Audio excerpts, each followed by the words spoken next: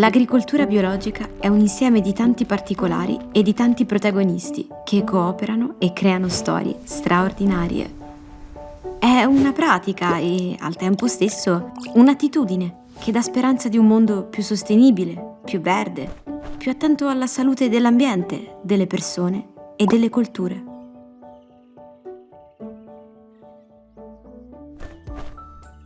L'agricoltura è una delle attività umane per eccellenza e quella biologica fa tesoro dei sistemi tradizionali e degli insegnamenti dei suoi pionieri, i primi a sentire la necessità di uno sguardo diverso nei confronti della natura e ad ammonirci riguardo all'uso indiscriminato delle risorse naturali.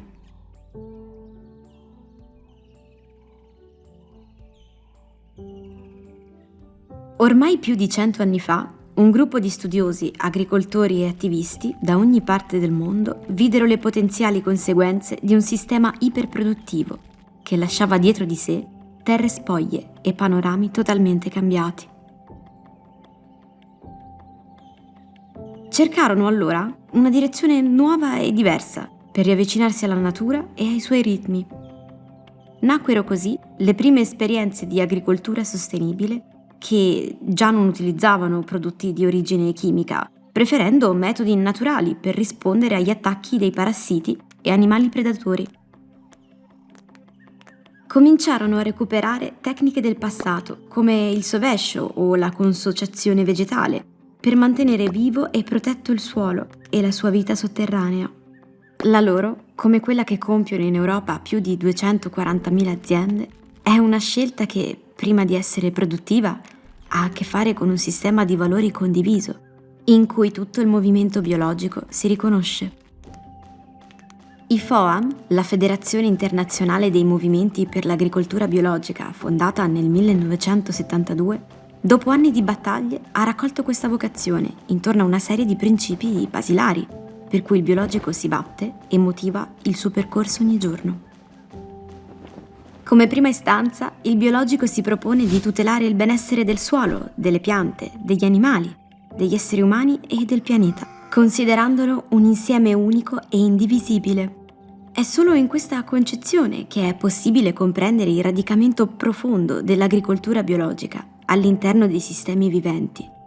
È il principio di ecologia che difende la biodiversità e promuove le caratteristiche uniche di ogni elemento sopra e sotto il campo, adattandosi alle condizioni ambientali e fisiche, sociali e culturali, per creare circoli virtuosi. Garantisce, così, l'equità e la trasparenza dei suoi prodotti a tutti i livelli, a partire dagli agricoltori fino ai commercianti e i consumatori.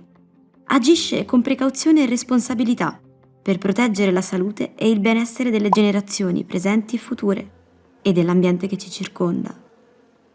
È dalle parti più piccole dell'agricoltura biologica, dalle sue innovazioni più futuristiche, dalla sua vocazione per l'ambiente che il viaggio di storia di straordinaria biologicità muove i suoi passi.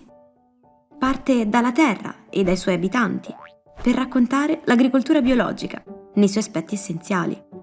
Ogni parte per un grande insieme, ogni frutto e ortaggio per un grande obiettivo. Ed è da una leggenda di 3 sorelle che questo percorso prende il via, da 3 piante che insieme hanno saputo costruire una società e rappresentano una possibilità concreta per un cambiamento.